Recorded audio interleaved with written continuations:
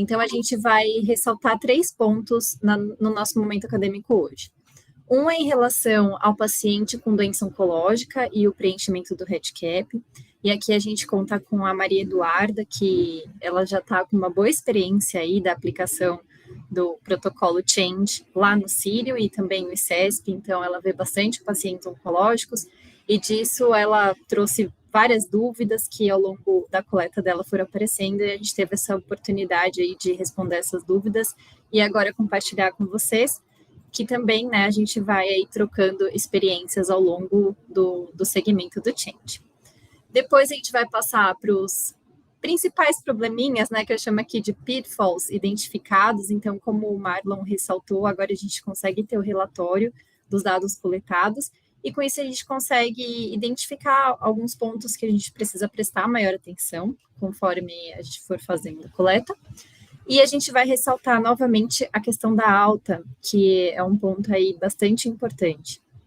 E depois nós passamos para a atualização administrativa, falando do calendário, da parte dos CEPs, atualizando também os números de participantes. Então, vamos iniciar o momento acadêmico. Então, aí, Duda, é contigo. Olá, pessoal, boa noite. Meu nome é Maria Eduarda, eu vou trazer um pouco, algumas informações nesse momento acadêmico de hoje, em relação ao preenchimento referente à doença neoplásica, né, nos pacientes idosos com câncer. Só um minutinho, só um momento. Um pouco de barulho, mas se estiver incomodando vocês, avisem. Bom, o preenchimento do paciente com câncer, ele começa nessa questão da anamnese, né? E um termo que pode passar, Nath, um termo que a gente ficou muito na dúvida de como uniformizar na pesquisa é o conceito de neoplasia sólida ativa, e neoplasia hematológica ativa. A gente pesquisou um pouco, falou com alguns oncologistas e parece que não existe um conceito muito bem definido sobre o que é neoplasia ativa, assim, até que fase vai a doença ativa e que fase ela passa a ficar inativa. Então, como forma de alinhar o preenchimento do REDCap, a gente sugere, pode passar, Nath, o preenchimento, considerar a neoplasia ativa quando ocorre a presença de neoplasia no momento da avaliação, certo? Pode o paciente estar em tratamento, em vigência de tratamento ou não. Então, considerando esse conceito, paciente em segmento após tratamento, sem presença de neoplasia, a gente não vai incluir como neoplasia sólida ativa. Esse mesmo conceito vale para a neoplasia hematológica. Pode passar, Nath. Bom, quando a gente preenche, marca como sim na presença de neoplasia sólida ativa, vai abrir esses dois tópicos para preenchimento. Um que diz respeito ao tipo de neoplasia e o outro se existem metástases. Existem aqui algumas opções para marcar, certo, de sítios, mas alguns sítios não estão contemplados. Pode apertar, Nath. Então, o que é que a gente faz quando o sítio não estiver contemplado?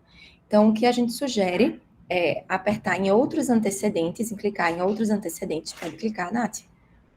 E aí vai abrir essa aba aqui para o preenchimento à mão. E aí você pode complementar com informações, quaisquer informações.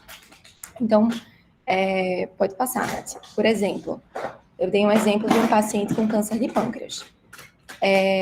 Aqui eu coloquei antecedente oncológico, 2 pontos, escrevi adenocarcinoma de pâncreas, marquei aqui como outras, né, no sítio, mas para não deixar de especificar qual o sítio, vale a pena descrever aqui embaixo qual seria a neoplasia, certo? E também existe essa opção de colocar se tem metástase ou não, já aqui nessa opção bem definida. A gente pede para levantar alguns dados oncológicos para ajudar a especificar mais um pouquinho sobre a doença oncológica. Então, se possível, pode apertar, Nath. Se possível, se tiver essas informações disponíveis, a gente pede que bote o ano do diagnóstico, para saber quanto tempo faz desse diagnóstico, se o paciente já vem com esse diagnóstico há tempos, muitas das vezes tem vários tratamentos, né, no passado. Colocar o estadiamento atual, se possível, se tiver um TNM, para a gente poder saber se é uma doença local, se é uma localmente avançada. Isso, na avaliação oncológica específica, vai trazer algumas informações adicionais. E se o paciente está em tratamento atualmente, e qual é essa modalidade. Que foi exatamente o que eu fiz aqui. Eu coloquei adenocarcinoma de pâncreas, diagnóstico em 2022, submetido à cirurgia de gastroduodenopancreatectomia, e aqui eu botei o TNM da ocasião, e no momento em quimioterapia adjuvante. Bom, pode passar, Nath.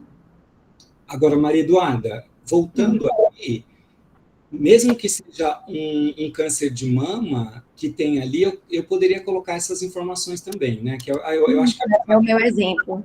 Tá. Eu trouxe aqui esse exemplo. Mesmo que tenha aqui as opções, se vocês também puderem colocar essas especificações do ano do diagnóstico, o tratamento atual, enfim, alguns detalhes sobre o tratamento, também para esses cânceres que já tem aqui a marcação, para a gente vai ser bem significativo. Agora, esse campo que outros antecedentes, ele está sempre disponível? Está sempre disponível. E aí você pode, o que eu faço para marcar, eu coloco assim, discrimino a parte oncológica, e muitas vezes tem dislipidemia, hiperplasia prostática benigna, que não está discriminado naqueles pontos que são fixos, e aí eu coloco não oncológico e também adiciono eventuais diagnósticos não oncológicos que ficaram faltando no preenchimento dos itens da nomeação daqueles itens, né? Tem alguns que não são contemplados. E aí eu também acrescento aqui. Eu só faço essa separação entre os antecedentes oncológicos e os não oncológicos. É isso, doutor Marlon? Ficou claro? Alguém tem alguma dúvida? Sim, ficou bem claro para mim. Joia. Pode passar, Nath. Eu só trouxe mais um slide que foi, eu acho que talvez as neoplasias que possam mais levantar dúvidas em relação à atividade são aquelas neoplasias que têm um tratamento arrastado, prolongado, que os pacientes ficam anos fazendo tratamento, principalmente de terapia hormonal. E esses pacientes, se eles estão em vigência de tratamento, a gente deve incluir, tá? Só para fechar essas dúvidas que podem surgir. É isso. Então, nesse caso, você mantém a colocação de que é um câncer ativo. Câncer ativo, se ele está em tratamento, ele está ainda em vigência do câncer ativo, está fazendo a complementação do tratamento. Perfeito. Ô, Duda, e no câncer de próstata, quando está fazendo a vigilância não está seguindo e não está num tratamento específico, mas sim, tem o câncer de próstata em vigilância. Então, vale fica como ativo? Fica como ativo. Tá? O câncer está presente no momento da nossa avaliação, então é como ativo, coloca como ativo. O que não entra como ativo é aqueles pacientes que estão em segmento, já operou e agora está em segmento, sem evidência de doença, e aí não tem muito por que a gente incluir no grupo de oncológico ativo, porque existem diferenças nesses dois tipos de pacientes. É isso. Perfeito. É isso. Qualquer dúvida, eu estou disponível aqui. Nath e Fefa podem assumir. Muito bem. Então, eu vou prosseguir, se ninguém tiver alguma dúvida sobre esse tema. E agora nós vamos falar, então, de alguns pontos de atenção durante o preenchimento. Ressaltando aqui que foram os pontos que nós conseguimos identificar através do levantamento dos dados que já foram coletados. Então, um primeiro ponto que a gente percebeu foram algumas inconsistências quando a gente faz o preenchimento da funcionalidade dos pacientes. Então, a gente tem que tomar um cuidado, porque a gente faz o acesso da funcionalidade com alguns instrumentos, né? Então, a gente tem as escalas, tem CADs, mas a gente também aplica, né, velocidade de marcha, a gente também avalia, né, o antes e o depois. Então, uma coisa que surgiu, e aí a gente precisa prestar atenção, é que muitas vezes era preenchido, né, na velocidade de marcha, como o paciente não conseguia deambular, e quando a gente olhar as escalas, estava como independente para transferência, né? Então, não bate essa informação, a gente tem que tomar um pouquinho de cuidado nesses preenchimentos para tudo que se refere à funcionalidade ser condizente. Uma outra questão também que foi vista é que houve uma inversão das colunas do antes e depois. Então, lembrando que a gente faz a coleta, né, da funcionalidade na admissão, então como que o paciente está naquele momento da admissão, e como ele estava há um mês antes. E muitas vezes a gente percebeu que, às vezes, era preenchido como se na admissão ele tivesse melhor do que ele era antes, né? Então, também é um dado aí que fica um pouquinho conflitante. O que a gente acredita que tenha acontecido é que tenha ocorrido uma inversão. Então, na hora que a gente foi preencher, às vezes por um descuido, acabou trocando, né, essa coluna antes e depois. Então, também vale essa atenção, tudo que for comparativo, né, a gente tem isso para funcionalidade, para cognição, só tomar bastante cuidado para a gente ver exatamente qual o espaço de tempo que a gente está preenchendo, se a gente está colocando no local certinho. E um outro ponto muito importante é a questão da alta, né, a gente ressaltou bastante na última reunião, mas a gente achou importante trazer novamente esse assunto, porque, de fato, foi uma coisa que nos relatórios de dados nós percebemos novamente aí um pouquinho dessa falha. Então, a falta da data de alta e das informações sobre a alta. Então, eu vou passar aqui, né? Então, os dados de saída, que são que é o relatório que é gerado quando o paciente ele vai de alta, eles devem ser preenchidos 48 horas, eles podem ser preenchidos, né? Antes, até 48 horas antes da alta do paciente.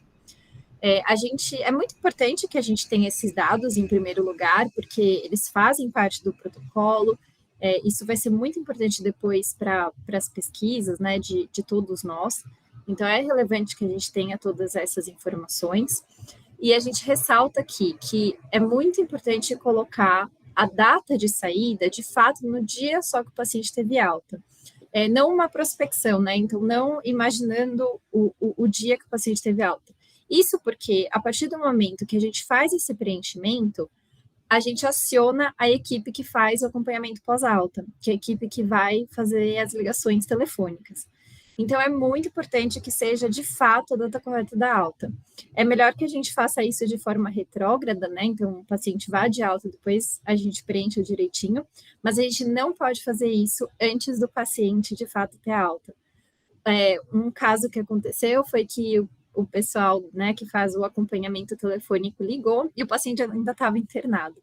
Então, por isso, esse cuidado é bastante importante.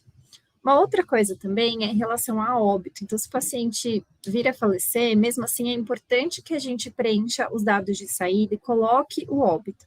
Até porque depois a gente vai ver as questões da mortalidade, lembrando que a gente está usando instrumentos prognósticos. Então, essa também é uma informação super relevante. Um outro ponto é em relação às informações de desfecho. Então, nessa parte de resumo da internação, a gente tem campos que trazem o que de importante aconteceu durante essa internação do paciente. Se a gente conseguir o máximo de informações que a gente conseguir no trio REDCap, melhor é. Mas, principalmente, nunca esquecer de colocar se teve delírio, se teve alguma infecção hospitalar. Então, estes desfechos mais importantes, mais graves também, que podem ocorrer ao longo da permanência hospitalar, são de extrema importância.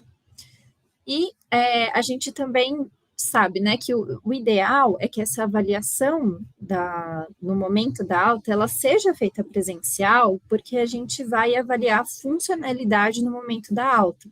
Então, se possível, vai fazer velocidade de marcha, também tem algumas perguntas que o paciente precisa responder, o seu acompanhante, no momento da alta, né, nesse momento peri-alta, que pode ser até 48 horas antes.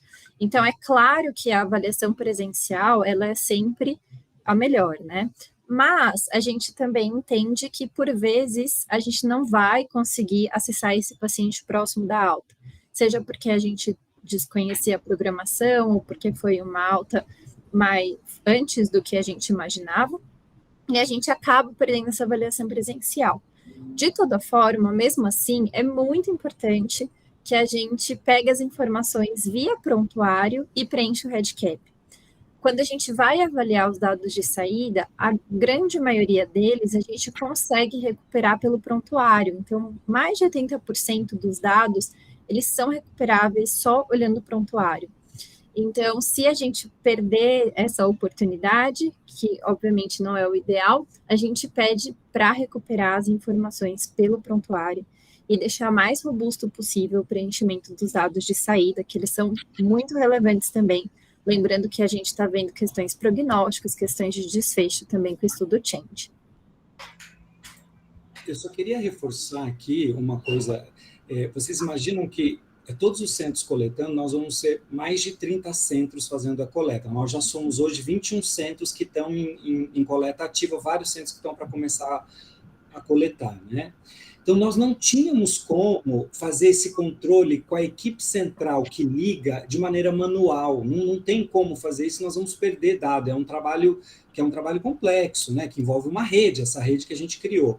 Então, a única maneira, e o REDCap ajudou a gente nisso, era linkar a data da alta e o clique da alta, ou óbito, com ativar um sinal para a equipe de ligação que um novo paciente está chegando para eles começarem o acompanhamento pós-alta. Então, a inconsistência mais séria é realmente não preencher a data da alta e o clique se foi óbito, se teve alta, porque esse paciente fica num limbo, ele não vai para a equipe seguinte, que é a equipe central, que está aqui em São Paulo, que faz o acompanhamento telefônico. Então, confirmar a data da alta ou do óbito e colocar essa data lá e anotar o desfecho que aconteceu no hospital, ou alta ou óbito, é muito importante, porque ele linka automaticamente com uma equipe central que está trabalhando aqui em São Paulo, e é a única maneira que a gente encontrou de que isso pudesse dar certo.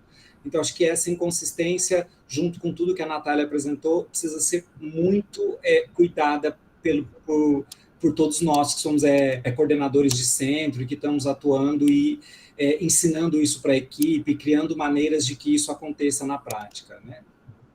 Sim. Até porque eu acho que conforme a gente vai aplicando, né, todo o change, às vezes entra um pouquinho no piloto automático. Então, é importante que a gente sempre recupere, né, a atenção. Então, eu acho que essas reuniões, esses avisos, são importantes para isso também, né, para que a gente sempre mantenha essa atenção durante o preenchimento. Então, aqui só para compartilhar, porque assim, aqui na Unicamp, o nosso dado que foi apontado foi exatamente esse, pacientes que estavam no limbo, que não tinha tido desfecho. E os nossos, aconteceu exatamente o que a gente tinha discutido em outras reuniões.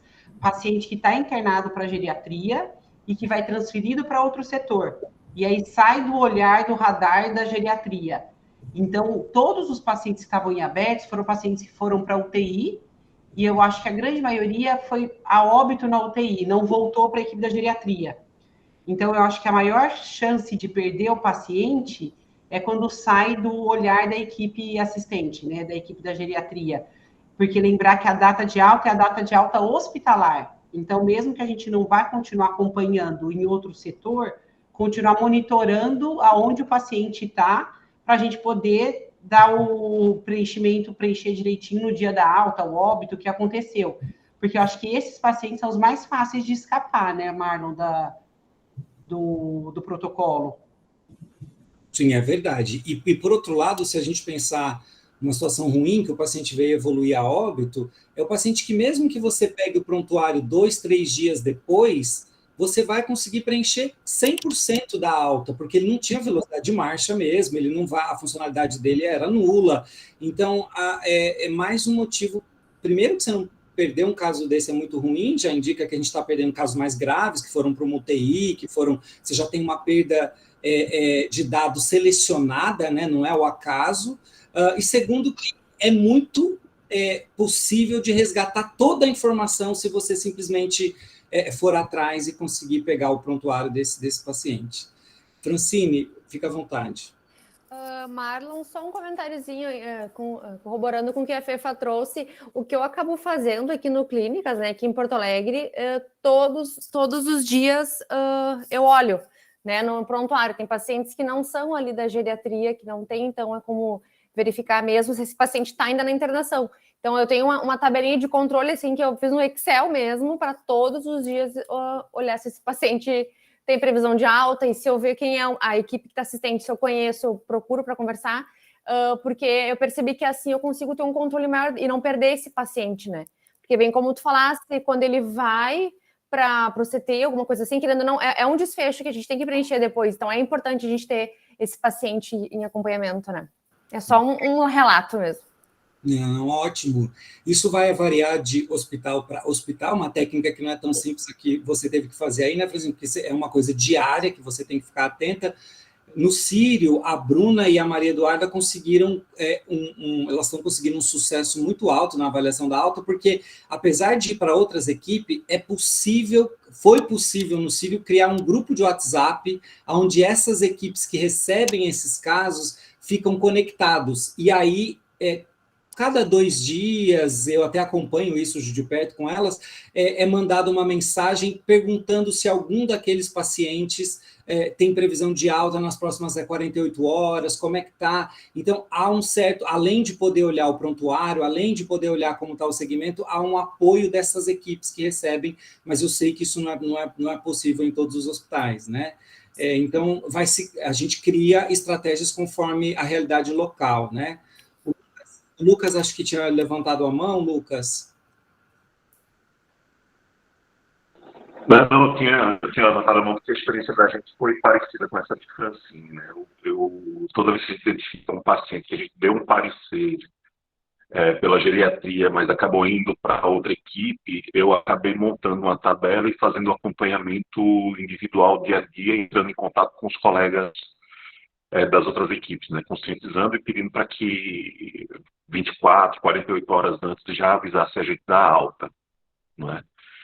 E só colocar, a gente teve, a nossa situação foi mais na alta, e a identificação da gente foi que a gente não passou do último, não passou para o relatório final. A gente salvou as informações, mas não passou para a última página que gera o relatório final. Por isso que vocês não tinham todos os dados fechados da gente, sabe? Mas depois eu mando direitinho o que foi que eu encontrei. Perfeito. Uma coisa que um outro centro teve de experiência, eles têm o apoio, para você ver, isso varia de cada hospital, né? Vou voltar a dizer. Lá eles têm o apoio de uma enfermeira, que é uma enfermeira praticamente horizontal. Ela está 6 dias por semana no hospital, 6 horas. E aí essa enfermeira se propôs a monitorar as altas. Então foi uma saída que um hospital usou, né? Porque é uma realidade que eles têm e que ajudou. Uma outra coisa que é preciso ficar claro para vocês, a pior situação, eu vou voltar a repetir porque isso é muito importante, é o limbo, é não marcar a data da alta. E teve 1 ou 2 centros que imaginou que se eu perdi a alta, o paciente saiu do estudo. Mas eu queria lembrar para vocês que o estudo ele tem 7 pontos no tempo. Admissão, a alta e 5 pontos após a alta, que é 1 mês, 3, 6, 9, 12 meses após a alta. Se você perdeu a avaliação da alta, você está perdendo 1 ponto em 7, mas o paciente não vai sair do estudo. E mesmo assim, é um ponto que você perdeu em 7 pontos no tempo parcial, porque várias informações você vai resgatar pelo prontuário e são informações que têm a sua validade, apesar de não ser o mundo ideal, ela tem a sua validade. Então, o paciente não sai do estudo, tá, gente? O paciente continua no estudo. O pior cenário é ele ficar num limbo e não ser avisado à equipe que vai fazer os 5 pontos de contato após a alta. Então, vá lá, procure o paciente, anote a data da alta, anote se foi a óbito ou se foi alta para casa, ou como foi o desfecho. Anote aquilo que você conseguir resgatar do prontuário e o paciente automaticamente segue para os 5 pontos de avaliação após a alta, ou, se for óbito, encerra-se naquele momento a participação do paciente no estudo, né? Eu só quero reforçar, porque isso é super importante, 2 centros achavam que o paciente automaticamente estava fora do estudo, e ele não está fora do estudo, tá? Ele continua com a gente. Então, era isso, Natália. Boa. Acho que frisamos bem aí os take-home messages, né? Essa questão da data da alta, super importante. tinha deixado aí um ponto para a gente compartilhar a experiência, alguma dúvida. Não sei se a gente trouxe, então, essas inconsistências que a gente conseguiu avaliar através do relatório.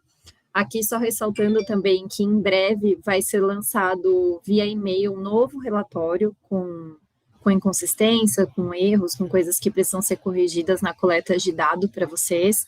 A Lília pediu para informá-los, hoje ela não pôde estar presente na reunião, mas em breve ela vai fazer esse novo lançamento aí do relatório.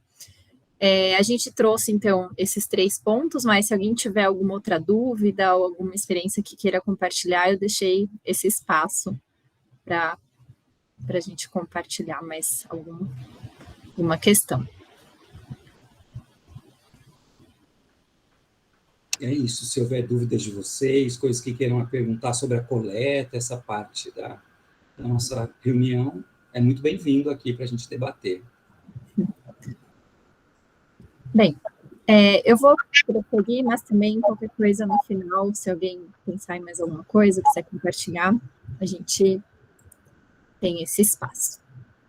Então, agora sobre atualização administrativa, então, em relação aos comitês de ética, nós já temos, né, a grande maioria dos comitês de ética já com aprovação.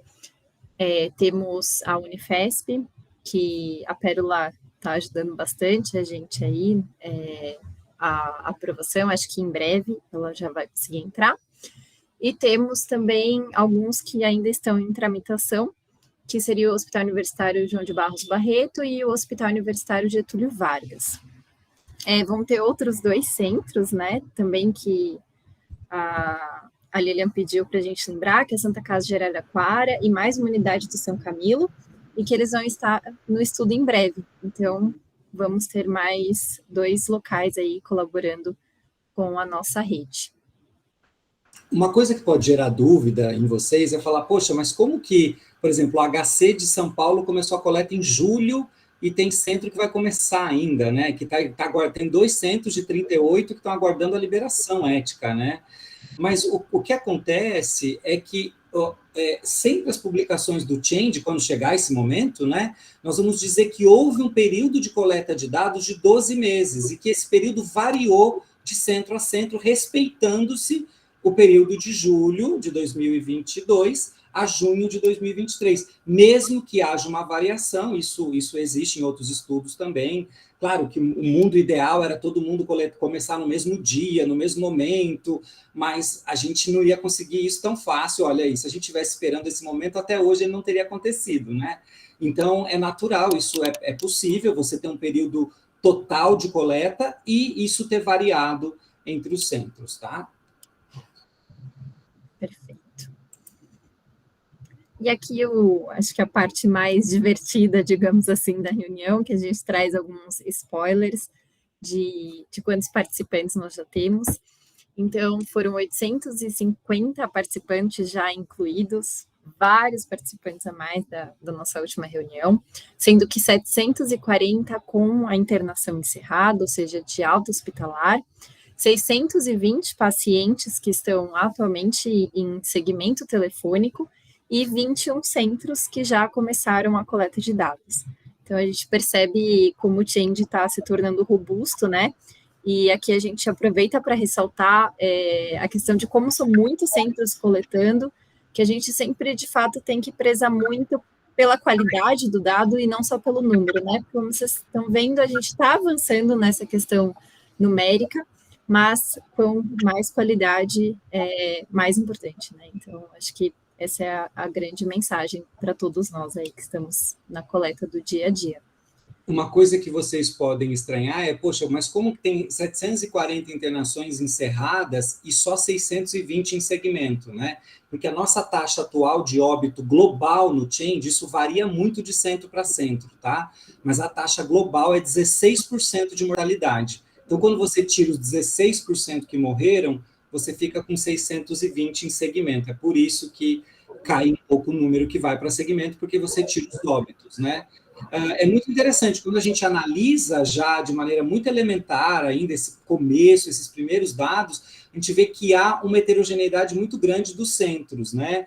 o que é bom, porque quando a gente for analisar as nossas perguntas de pesquisa, de fato, a gente vai estar com um universo de realidades de cidade, de sistema de saúde, bastante diverso, e a gente vai, aquilo que a gente encontrar associação, a gente vai encontrar associação num estudo que captou provavelmente mais de 30 hospitais nas 5 regiões do país, fora ainda a possibilidade de agregar dados de Portugal, Angola e Chile e Colômbia, que são centros que estão para iniciar a coleta também, né?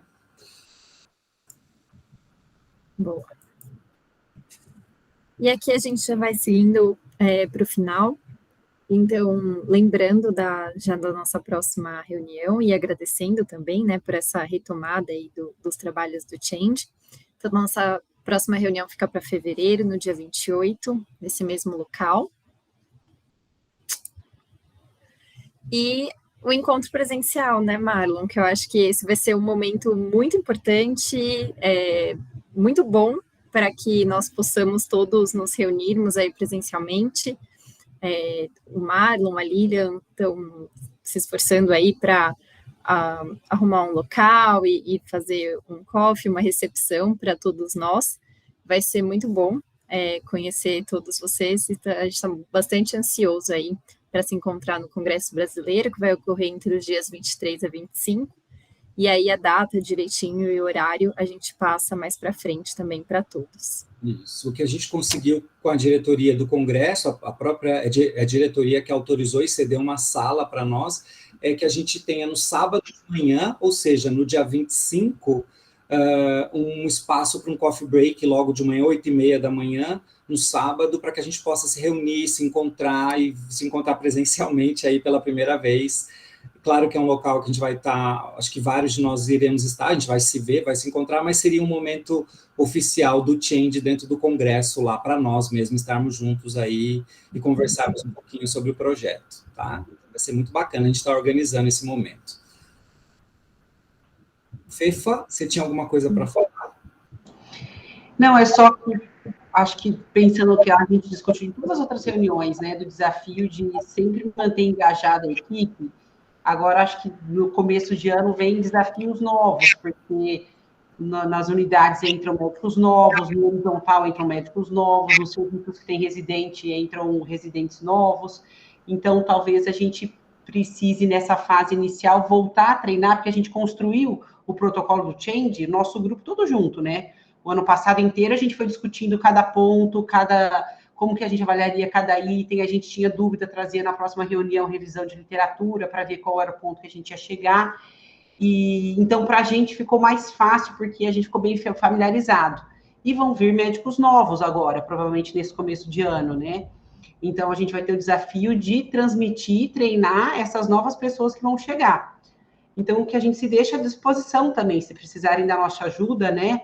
O Vitor Pintarelli pediu ajuda para treinar a equipe de lá, para falar do protocolo, como que preenche. Foi um encontro muito bom que a Maria Eduarda e a Ju fizeram com eles. E a gente fica aqui à disposição, né, Marlon? Quem precisar da nossa ajuda para treinar novos médicos que vão participar do Change, a gente fica à disposição. Com certeza. Lembrando que tem o Drive também, né? No Drive a gente tem os vídeos, então, para quem precisar relembrar, às vezes eu acho bem legal para compartilhar. Tem os vídeos e os PDFs também com explicação e a gente à disposição.